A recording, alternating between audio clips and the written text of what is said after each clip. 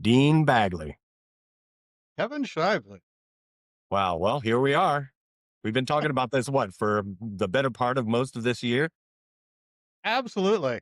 There are like 6 people out there right now that they're melting down and losing That's probably true. Yep, exactly. it.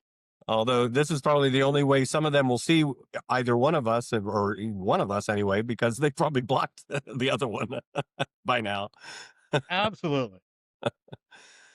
So we've been talking about getting together and talking about politics and about truth and about all the kind of things that we like to talk about online, right? But when we get into it with each other, um, and I want to just kind of set the stage just so that those people who don't know who we are. I mean, we've known each other now for what, a little over 40 years, right?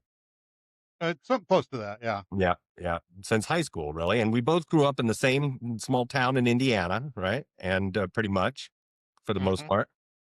And we have very similar backgrounds. Both were in band together in school. We both also were in different music groups along the way. With a lot of the same and similar people. Kind of ran in very similar crowds, even though that we didn't like. I wouldn't call us best friends growing up, but we definitely knew each other and were friends. And over the course of the last 40 years, what has become interesting to me is how different we've gotten to see things and see the world and see our perspectives, how different our perspectives are. And of course, for most people, when this happens online, it usually doesn't end well, right? Right, yeah, as we referenced earlier, it frequently ends up with people blocking each other. Right, exactly. And I think in preparation to this and our discussions and the kind of conversations that we want to have here, we put together a series of questions for each other. And so let's just kind of go through some of those questions. Maybe this will help people understand exactly what it is we're trying to accomplish here. Absolutely, yeah, we had talked about making this first episode of an ongoing conversation kind of a foundational idea of why are we here? What are we trying to accomplish? So, yeah, Right. let's get into the question. Exactly. And so you had asked the question, you'd thrown out what led me or what led us to want to have these types of conversations. And I guess I'll go ahead and start with that.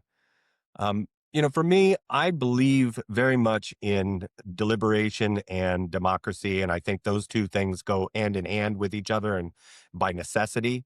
But I also see that the deliberation that many people are having in our country right now has not been particularly useful, right? It's been more trying to win in a zero sum game kind of way, trying to convince other people that they're wrong and you're right. And not really even understanding where the other person is coming from, right?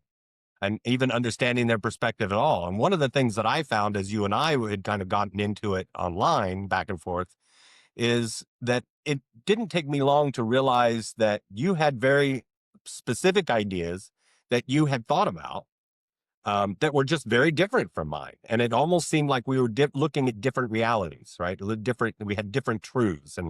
And so that got me really thinking about, well, maybe what we really need to do is to dig into that a little bit and try to find out where we went apart, right? Along the way, as far as our perspectives. What do you think about that? Very much the same type of thing. I mean, that's what I was going to say is that, something that I identified early on too is that, and I've said this multiple times online, we're in different realities. And, it's like, as you said, we come from the same place. We come from a lot of the same ideas. And I think the one thing that has saved us is, this like we know each other. More than that, we like each other. We know that there's a lot of stuff that we agree on. So it's like, how did we get this point where everybody's like, you two need to stop talking to each other?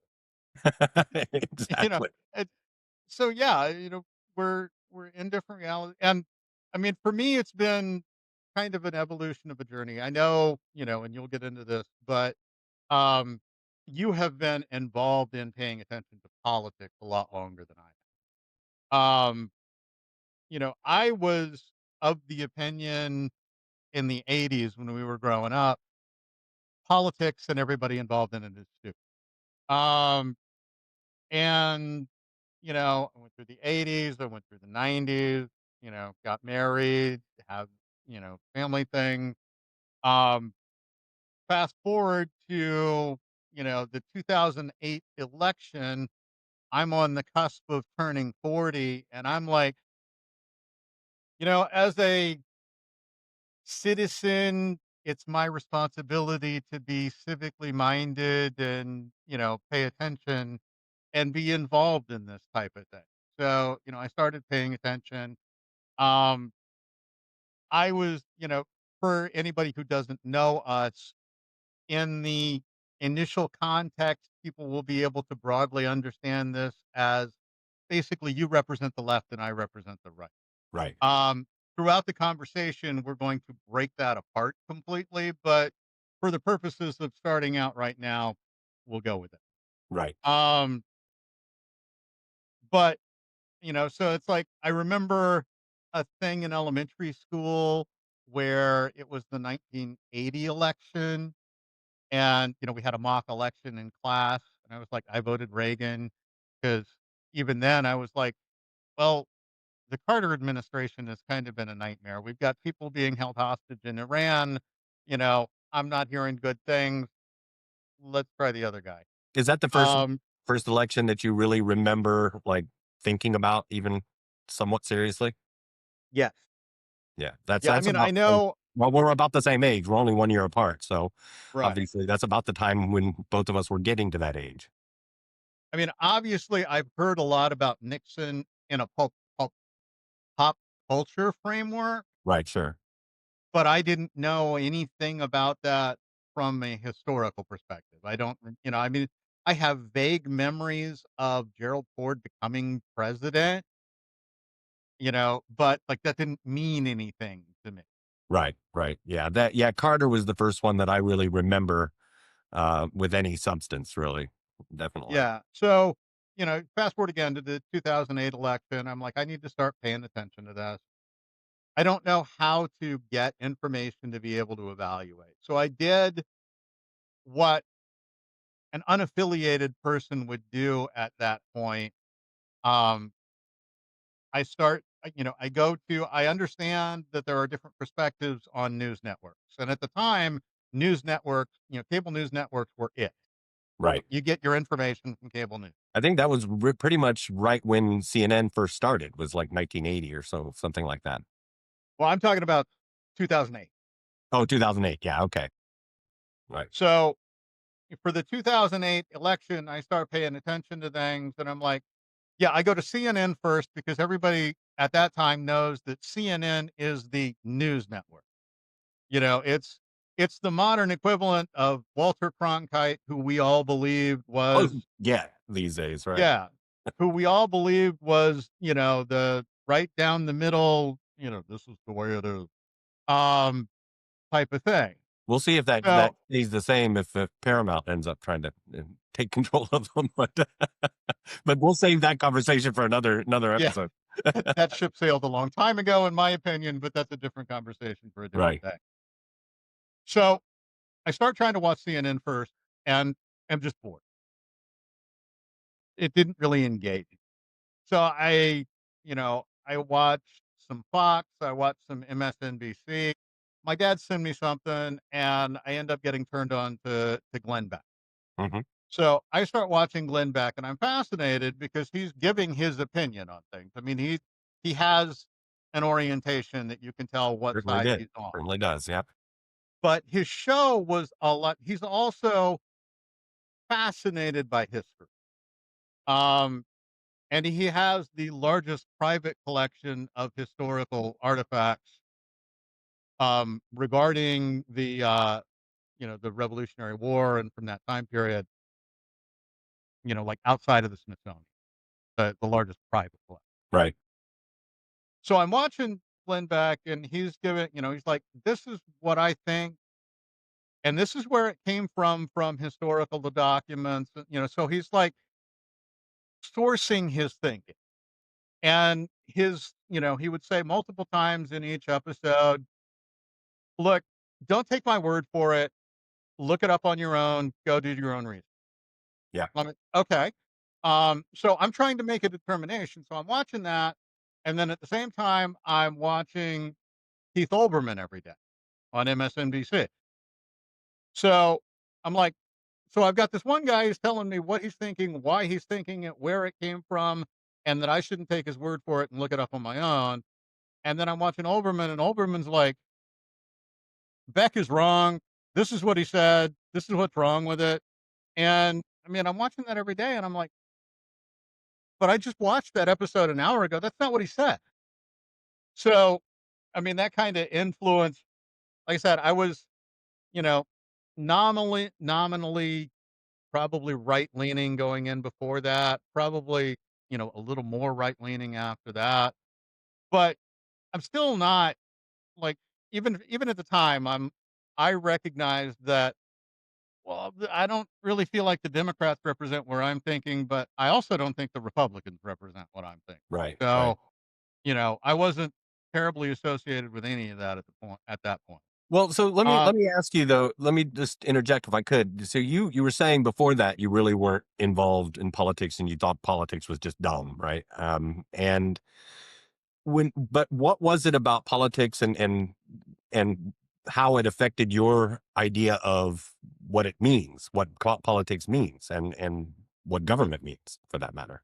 so my understanding of politics kind of came through pop culture, basically. Um, and I mean that will introduce kind of a fundamental concept of my understanding that will play through a lot of my explanation of a lot of things. Well, see, I Um, one of the reasons why I'm asking, and just to kind of go further on that, is in my mind, and you had asked the question as one of your questions to pose for this is, does politics have to do with everything, right? Or does everything have to do with politics for that matter? uh-huh. And should it? And it's funny because when I hear people say, "Oh, I hate politics. I don't want to talk politics. I don't want to get into all that." What I'm hearing them mostly say is that I hate the partisanship part of it, and the back and forth and the arguments and things like that, rather than because when I think of the word politics, it means something much broader. It means something really everything having to do with how we organize ourselves as a society, right? Politics Yes. to me is really just and if that's what politics is, how could you not be involved in it, right? I mean, because it's everything. So so yes, you are absolutely correct that my framework for that was partisan politics, Right, right. And I think and that's what most people think when they think with the word politics, don't you? right, and political and I understand, from the polis and, Right, the sure. philosophical aspect of that. Um, but yeah, so it's like if you go back to, movies from the 80s and that type of thing, if you had politicians, and maybe that's the better word, politicians instead of politics. Um, the pop culture image of a politician was a lying. Right. Well, it's been that for a long time. Yeah. It's funny because, when we think of, say, the founding fathers, right? Hmm. They were politicians, but we don't think of them in that way very often, do we? We don't necessarily think of them as all crooks, as all lying crooks. Now, some of them may have been, for that matter, but and certainly they had their own hypocrisies. But we consider them serious people. I think, do we not? Right. And that's something that I think will reoccur in our conversation a lot too, is that we as a society really have this was the past and the way things were then, and this is the present, and it's not like that anymore. Right.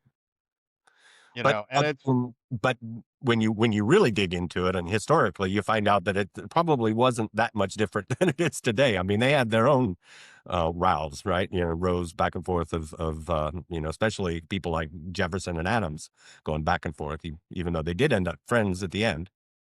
yeah, I mean I think It that's got a pretty nasty there for a while, though.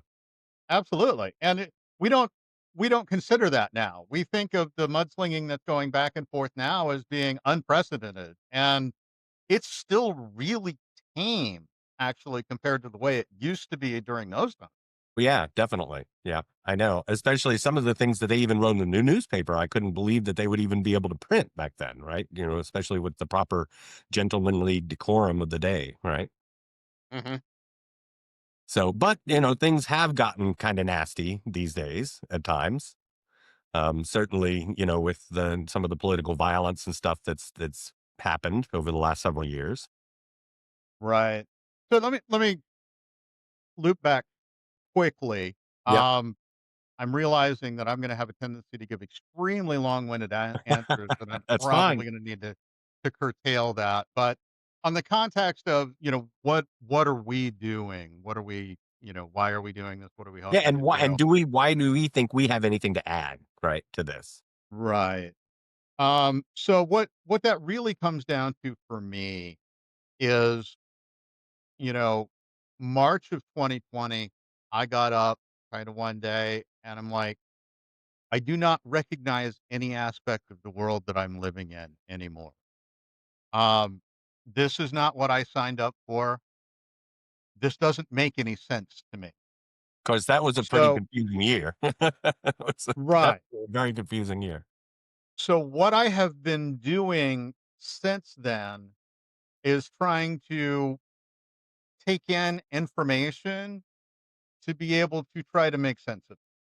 Right, So, and this will involve many different conversations on that as to, you know, methodology on kind of what I've done, what I've found, how I'm drawing those conclusions, that type of thing. But I mean, that's basically, this is still a process on that. right. Sure, 'Cause I'm yeah, still trying to make sense of things because what I've recognized now, as we mentioned before, we're in alternate realities. We have different conclusions based on the same things that we're seeing, and that doesn't make any sense to me. no, it So doesn't. It's a cognitive dissonance, isn't it? right, and I don't feel, I'm taking in information of people explaining different perspectives on things, even some people having conversations where they have different perspectives, but it's like you mentioned, early on, they're one-upsmanship. They're trying to It's a win the zero-sum game. conversation. Yeah, yeah. Right. They're trying to win And rather than find truth. exactly. And, we had said in our conversations leading up to this that we're interested less in doing that, but examining kind of why we believe what we believe, where that information came from, deconstructing that to a certain extent, and, you know, trying to figure out why we ended up on Right, opposite sides of exactly. different And things. and what are the foundations that led us to these kind of this very different conclusions, right, and perspectives? What I think we can offer here, and what I'm hoping that we can offer, and I think we're in agreement on this as well, is that we're going to offer a discussion that probably many people aren't seeing very many of these days, right? I mean, we both looked out there on the podcast. I mean, there's a million podcasts these days. Everybody seems like doing a podcast, right? And so why should we just jump on the bandwagon and do our own? Well, I don't see many people doing this. I don't see many people actually saying, okay, wait a minute. Let's stop for a moment and say, okay, I believe this, you believe that. Why are these so different? And how can we go back and just kind of trace back that thought process to where we actually diverged, right? And find those crux points where we may find that because when we talk about truth, and this is part of the question that you asked also is about, what is truth? That is a huge amorphous question, of course, but at the same time, it truth has to do with beliefs, right? And we have beliefs based on certain foundational ideas, right? And some of those ideas, I think, when we start to examine them, we're going to start to realize that you have an idea about this that I don't see it that way. I don't see that that's true. And that's the point where we want to dig into and try to figure out, well, what is the truth there? And is there a way to find that out and be able to, they say in epistemology, they say, belief is about being able to find these criteria to convince yourself beyond any doubt, right, of something. Because how do you know that you really know something, right? That's the old epistemological question. Um, and if we come to these very different perspectives, then that seems to mean that somewhere along the line we see things differently, right? And is that because we're getting different sources or getting information from different sources rather, or is are there different ways of actually looking at one of those key aspects where we diverge? Um, and it's the old, is it really just a subjective perspective or is it objective? Right. And that's really what we want to dig into and try to figure out. Is there any there? Right. Absolutely. Yeah. So, I mean, and that's kind of the whole point of why we are doing this in the first place, right? Is because we want to understand. I mean, one of the things you and I have said over and over again is the ultimate goal of these conversations is to try to find some truth, right? And by that, I think we kind of have to define that, right? And one of the things that we're going to be talking about over all of these conversations is definitions, right? And Yeah. being able to share a definition, because if we can't agree at some level on a definition of terms, then how are we ever going to be able to agree on what's true? Right. Yeah, I mean, that's one of the things that I've come up with as I'm, going through information is that it became apparent to me fairly early on as I'm seeing these debates play out that people are using the same words in the conversation, but they mean different things. Yeah. So I've always looked at it like, well, the first thing, if we were actually trying to come together and try to figure things out, the first thing that we would need to do in a conversation is establish common terms. You know, Right. this is what we mean by this word. So the next time it comes up, you know, you understand or I understand. This is what's meant by that.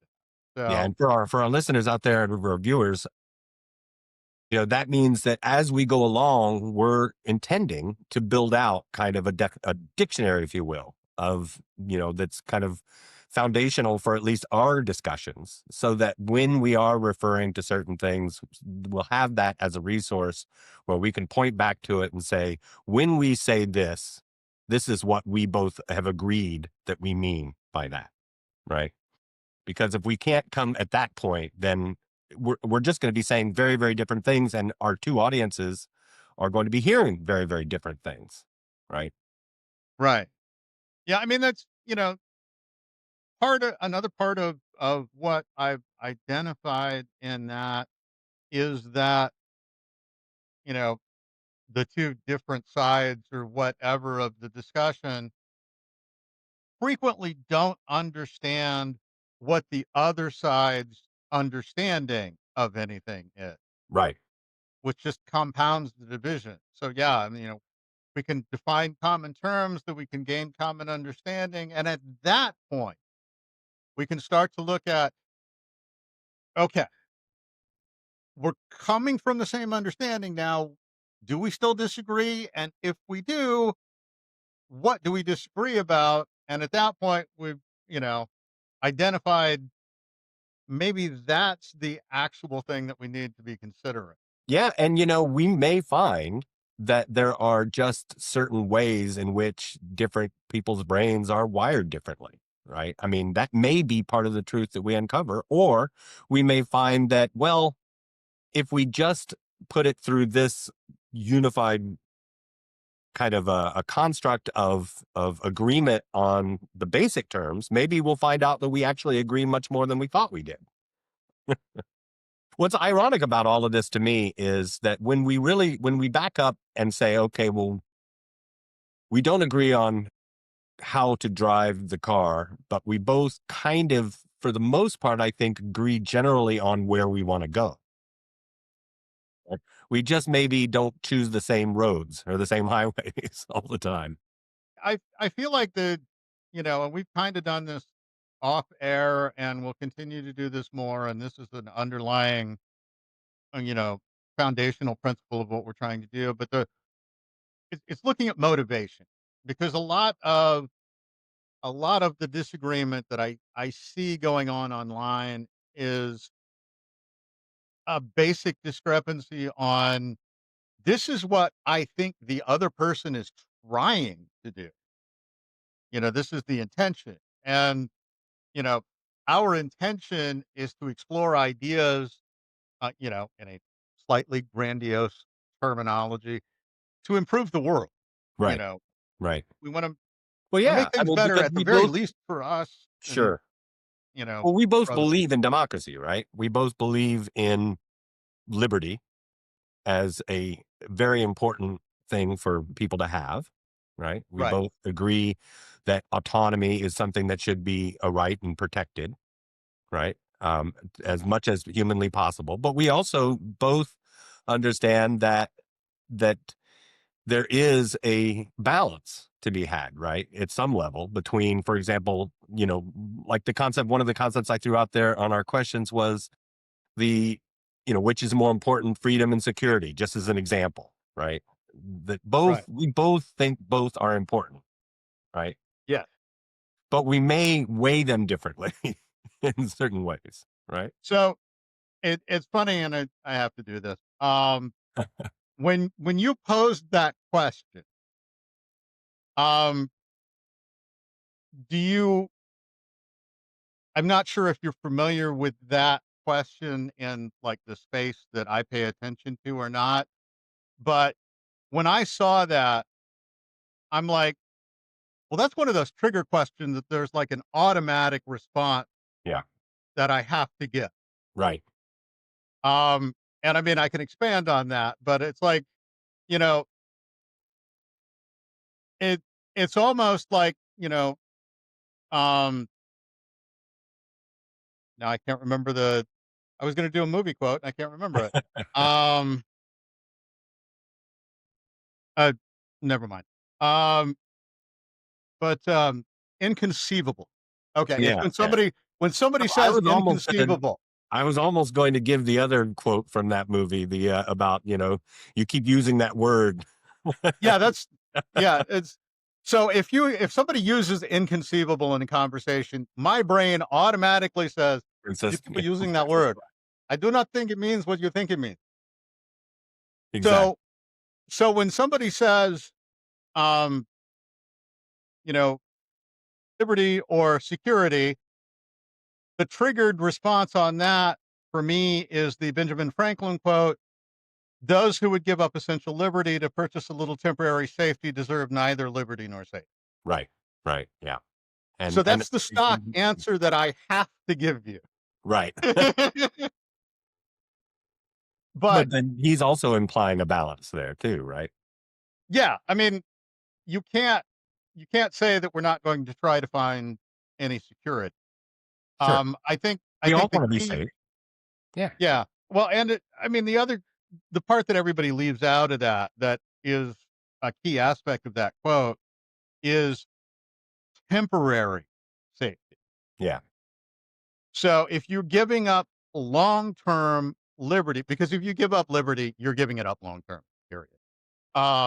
So if you give up long-term liberty to get temporary security, then, you know, the underlying thought on that is every time you do that, you have a little less liberty to the point where, it's ultimately a totalitarian society. right, and that circles back to the question about what our beliefs, our mutual beliefs in government are, right? Too is Right. because for me, it's coming from very I think most of us on the left, when we think of government, we think of we the people, right? We think we're the government. We're the people, and I think a lot of people on the right tend to see the government as something outside of us that imposes its will on us, rather than is our will into actual action, right? Yes, Right. absolutely. Of course, Um, it's also the difference between what we want it to be and what it may actually end up being in reality, right? yeah. And I mean, every single one of these points could be an entire Yeah, conversation. and it will be. That's the thing. That's Right. the whole idea. And that's why 'Cause we want yeah, to preface this so people understand what they're getting into when they dive down this rabbit hole with us. right, and, and my thinking on that, on the government thing, it's like, yeah, I've always been on, you know, I I am 100% on board with the idea that the government is supposed to be representative of, you know, we the people.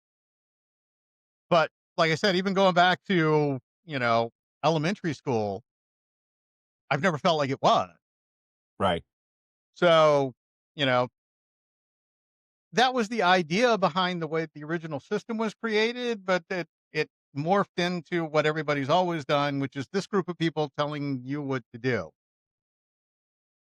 And I've tried to figure out what my belief system is, where do I align and everything. And of course, again, and we'll explore all of this, but basically kind of piggybacking on what you were just saying, you're kind of more pro government, I'm kind of more anti government. Yeah. In In the a very simple, broad brush. yeah. In a very broad, Um, yeah. and you know, I And that's felt like, consistent with the left right yeah, dichotomy, right? Yeah. I felt like my general perspective, I had seen something recently that summed it up the best that I can explain it. I had never considered the idea that like anarchism was a good idea. Anarchy always struck me basically as like Mad Max, where everybody's running around killing each other for resources or whatever. All right. Well, that's what, the philosopher Thomas Hobbes, right? Total war on, that's what he thought like the base level of humanity was just every Right. So, individual in total war with each other. uh-huh. So there's a podcaster that I follow named Michael Malice who's an anarchist. Um and the first time I heard him say that I'm like, "What? That doesn't make any sense." Um so I've heard him, he is extremely eloquent at explaining his personal philosophy. Um Now his vision of if his vision were enacted the way he envisions it, the society as it would exist is almost the same as what Marx is going for. It's that we don't have any rules because everybody is operating in accordance with, you know, the way everything should be. But he sums up in his philosophy in one sentence that I was like, that's it. That's what I think. And that is, who are you to tell me what to do? So that's basically where I'm coming from. Right. So when you say that, I mean, that's ultimate liberty to you is I think what you're saying, right? Yeah, to some extent. Now, I am also within that. It's it it's not that I don't want there to be any rules. I'm a very rules follower kind of person. Um, it just has to make sense to me. I have Right. to understand why this is. It's like even planning doing this. I have been aware of. I believe that you have been aware of too. That I'm very deferential to. You're coming in with an idea. You're coming in with at every stage through this, you're coming in with a structure, and I'm like, I don't I don't have anything better on that, so I have no reason to not go along with it. And we've established a situation where if I have an idea, I know you're going to be receptive to it.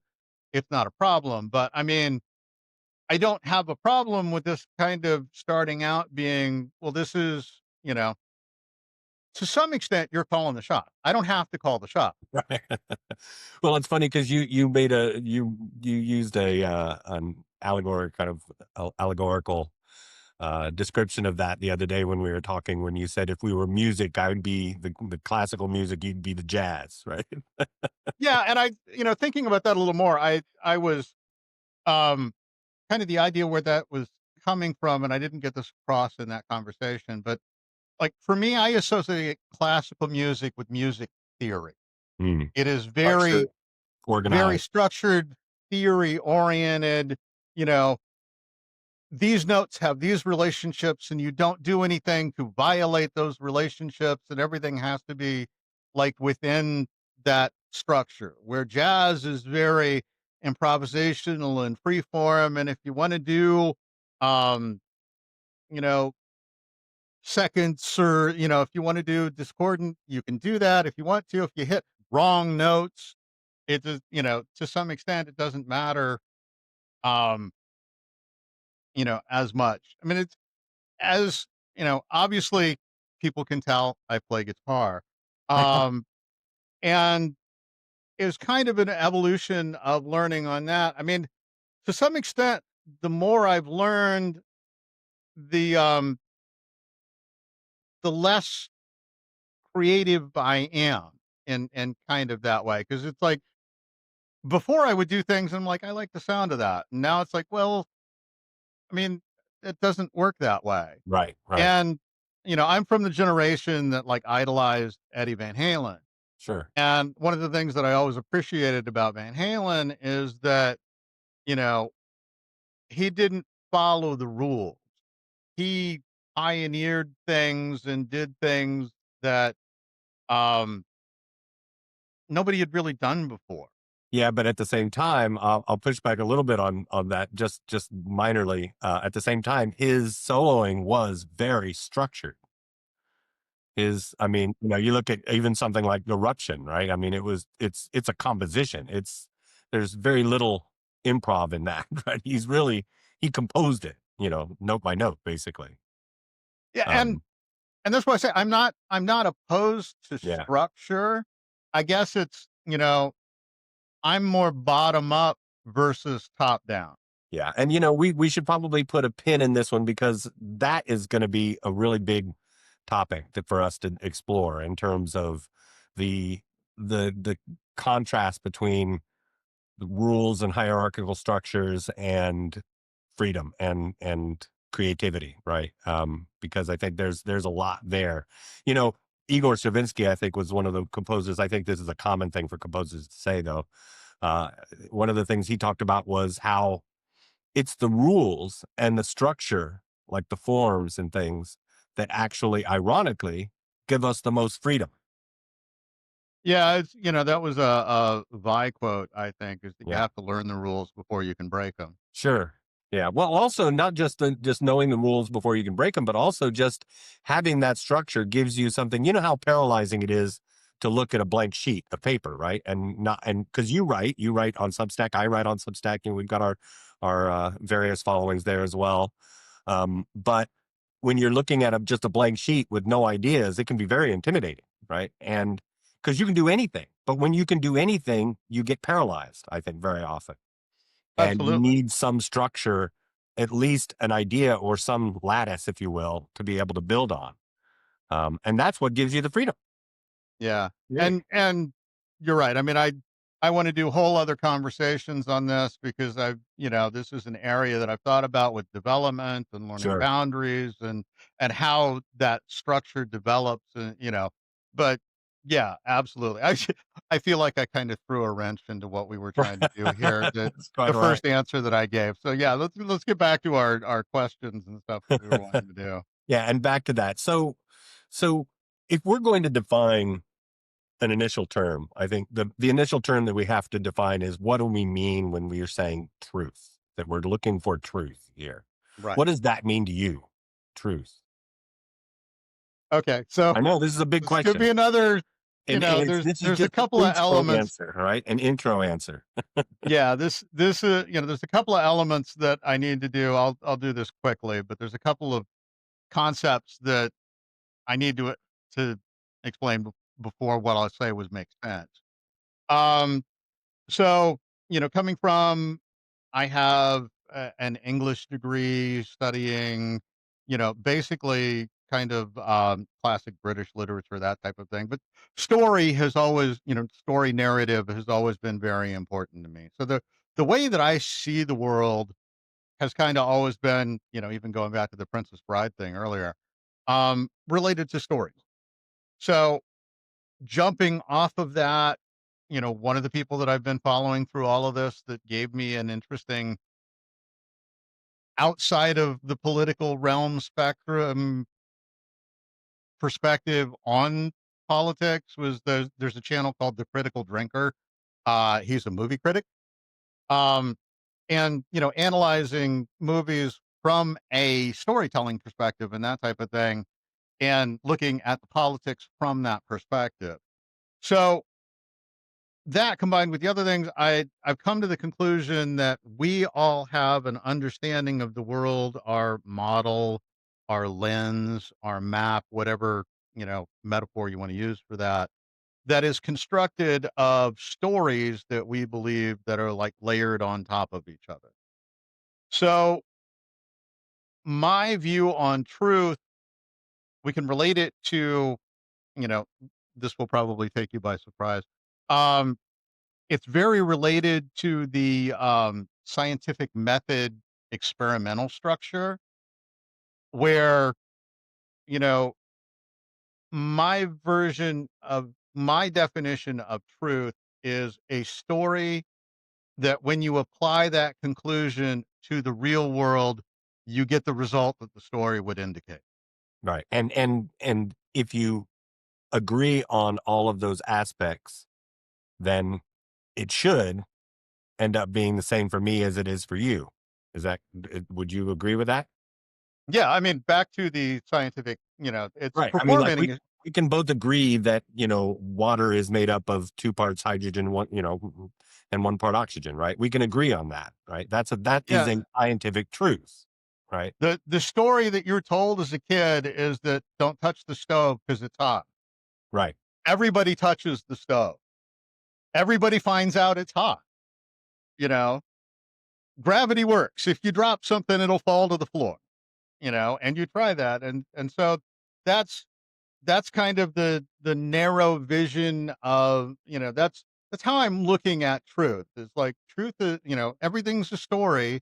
Truth is the story that you apply to the world, and you get the result that the story tells you. Exactly. But the problem is always agreeing on all the aspects of the story, right? Well, that's I mean, because where I would answer, and my answer is going to be very, very similar to yours. Of course, we both are uh, scientific minded people. I mean, in the sense of we do believe in science, we believe in that there is a reality, right, of yeah, physical nature, right? There is a natural physical reality.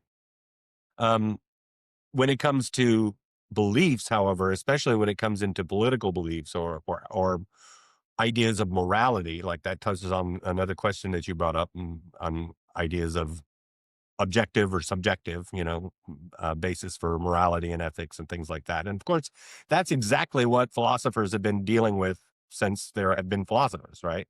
Is right. there a real, actual morality that exists outside of our constructs, right? Outside of our social creation, right? Hmm. That and I think that if you and I didn't believe that there was, at least at some level, then this conversation will probably be meaningless to us, right?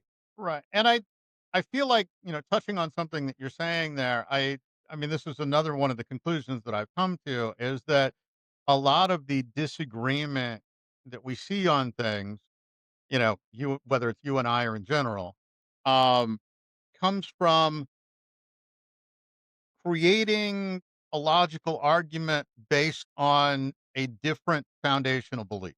Right. And different perspective. Yep. Yeah, where it's like, I mean, I feel like, I told you this last time we talked. I feel like there have been many instances where it's been like, what I'm saying would make total sense to you if you just accept this, This premise, if you this one start premise. from this one idea, Yeah, I no, I mean, know, and that's we have been bouncing ideas when we were bouncing ideas of what to call this podcast of things. One of the things that we were talking about is if we could think of something that is something along the lines of how the hell could you believe that, right? yeah, absolutely. And that's what we're trying to answer here. How could you believe that? How can you believe that? Hmm. You know? and what are the premises that we have to agree on in order for us to both come to that same conclusion, right? Right. And I find this really interesting, a little bit of a sideline on that. You had asked AI to evaluate an argument. And one of the things that I found really interesting on that, and we've talked about, is something that I would like to model in our discussions, is the AI looked at differences in perspective, left and right on various topics. And it identified that the two sides were operating off of, they thought that there was a shared truth at the bottom of that wasn't. And you had to take another step back or two to get to the point where there was a shared truth before you realized what that divergence was. Exactly. Yep. Exactly. Yeah. And that's what we're trying to get at here in terms of these conversations, is finding Absolutely. out what are those premises that we have to find a way to reconcile, right? And some of that is going to be in the definitions too. I mean, a lot of it I think will be in the definitions, right?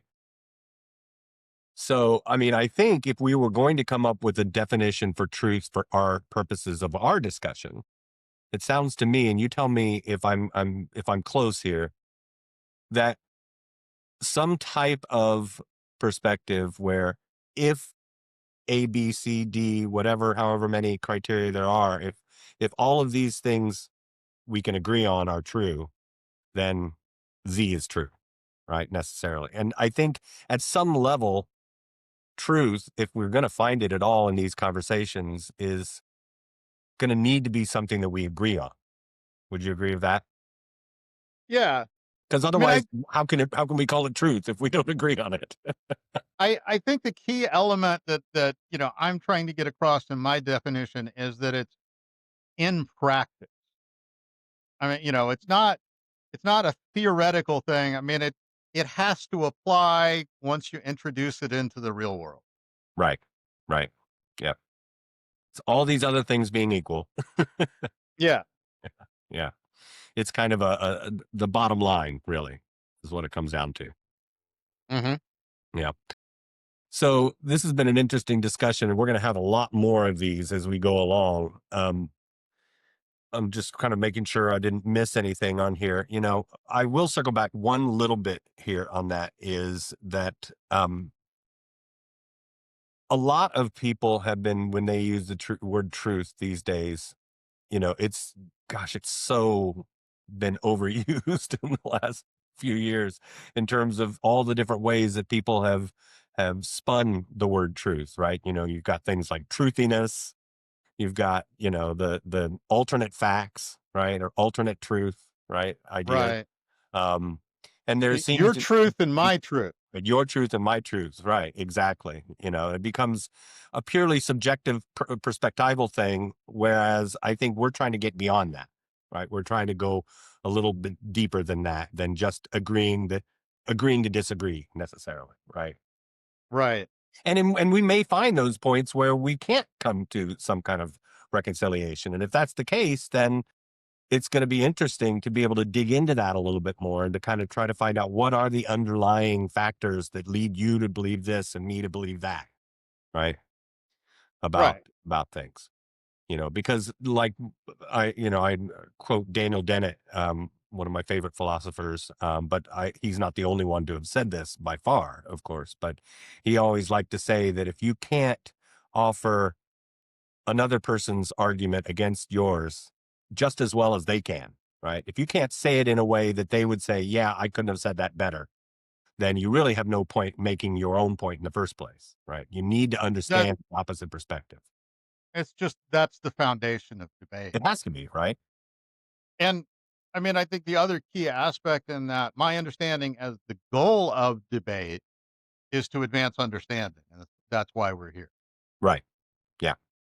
And to understand each other, because I mean, we could very easily divide, and we've talked about this too in some of our conversations as a country. We could very easily just continue to self sort to the point where there may be even just an amicable agreement to just carve up the country into red and blue and be done with it.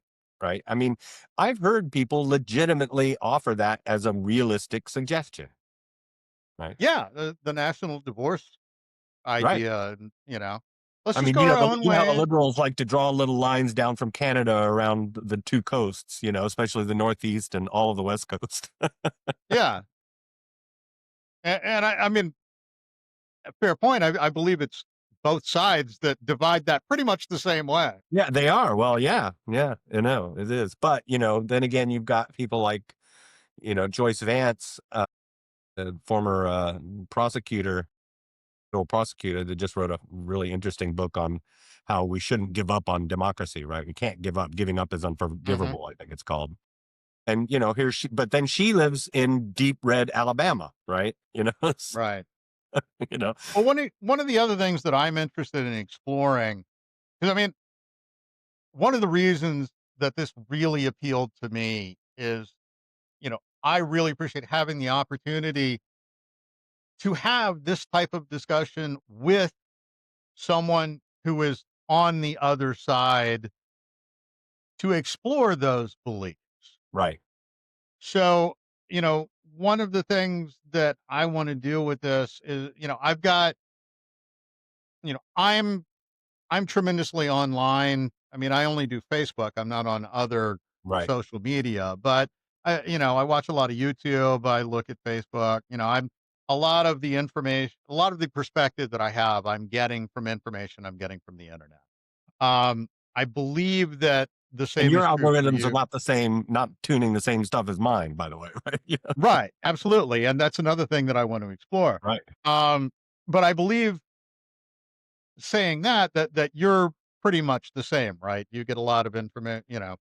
So we are more than average people who are online, and I know the messages that I'm getting, kind of seeing from both sides, is very, you know, disaster oriented. The everything's changing, the country's ready to fall apart, the economy is going to collapse.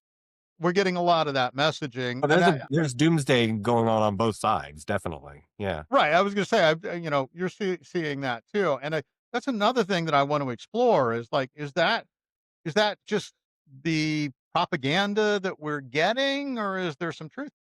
Right. And if it is the propaganda, who's doing it and why? Right. Right. I mean, because, without going in, and one of the other things is very different between us is I tend to think you are more open to believing in, say, conspiratorial thinking, or thinking that there is a group of people that are kind of behind all this, right? And whereas I tend to be somebody that's just very, just naturally skeptical of conspiracy theories, and maybe too much, to the point where I'm just kind of toss it out as not a possibility.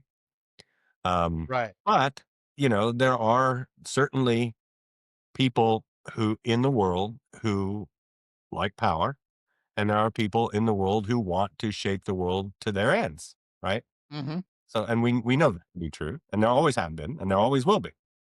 So a couple things on that. I mean, number one, relating to my fundamental philosophy of who are you to tell me what to do. A corollary of that is, who are you to tell me what to think?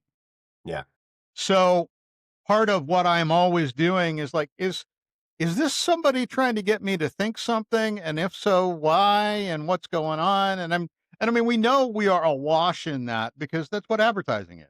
sure, You know, yeah, eh, a lot of, I would say virtually all of the information that we're subjected to is somebody who's trying to get us to think something.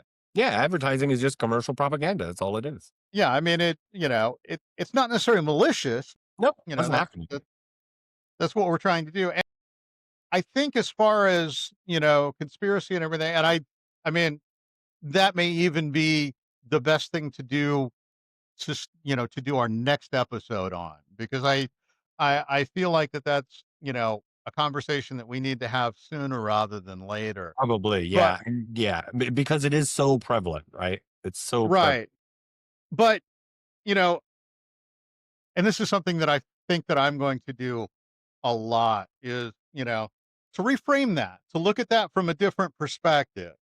Going back to my classical jazz analogy, I feel like, and this is, not judgment or mocking or anything, but I feel like you are going to tend to represent more the accepted establishment narrative, whereas I am going to represent more of um, alternate narrative.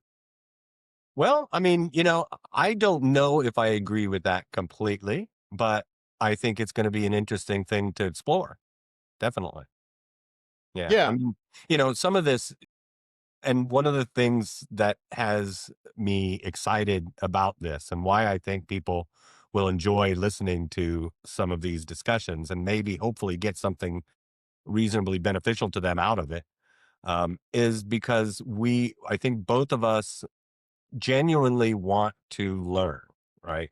About not only about each other, we obviously want to learn about each other and try to understand why the hell do you think that way, right? Hmm.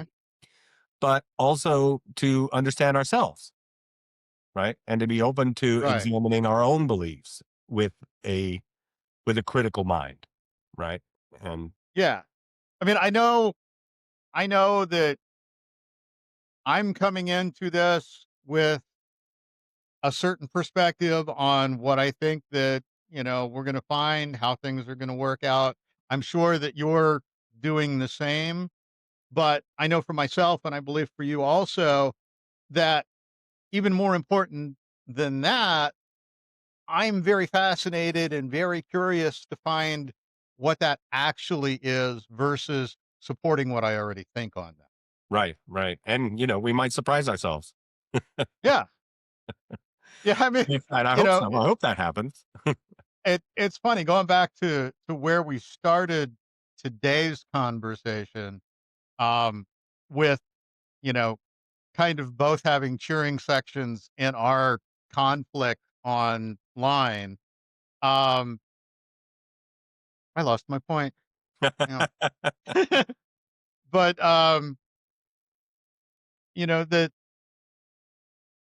well, I mean, one of the things that I've noticed so far is that for the amount that those people would assume that we disagree, in the couple of months of conversations that we've had on this so far, we haven't gotten to the point where we disagree on anything Not yet. not not a lot. I know it's kind of surprising. I mean, because, so many of us have gotten into I have so many friends now that on the left particularly, because I just deal, I'm around more leftist friends than I am people on the right. Like I said, we self-sort, right? But one of the things I keep hearing from them is that because of their dislike of the orange man, for Mhm. lack of a better way of saying it, because of their just utter dislike for him, anybody who even considered voting for him, much less actually did vote for him, like you, for example, they don't want to have anything to do with. They've just decided I'm just not going to count them at all, right? And not Right. even listen to anything that they say. And that worries me a bit because if that happens, and I know it happens on your side too with people, because they told me flat out that they're not going to listen to anything that I say. And many of them have blocked me or unfriended me or whatever because they don't want to hear that. But if that becomes the norm, and it's becoming more and more the norm, I'm afraid, and that's what worries me, then our democracy really is in danger, regardless of who's in the White House, right? Because it kind of doesn't matter if we can't talk to each other. Yeah, I mean, we're not going to be able to continue if we can't at least agree that we're in the same reality. Right. Yeah. Because Whether that's that the alternative. reality is, if we're all in the same reality, that means we're all in the same boat. And that means we're going to sink or swim together. Yeah. Yep. So, and that's probably a good place to wrap up, I think, on this inaugural. We've talked a lot about ourselves and kind of what perspectives we're going to bring to this. Is there anything else you want to add before we move on, and then we're going to dive deep into our initial topics on a weekly basis.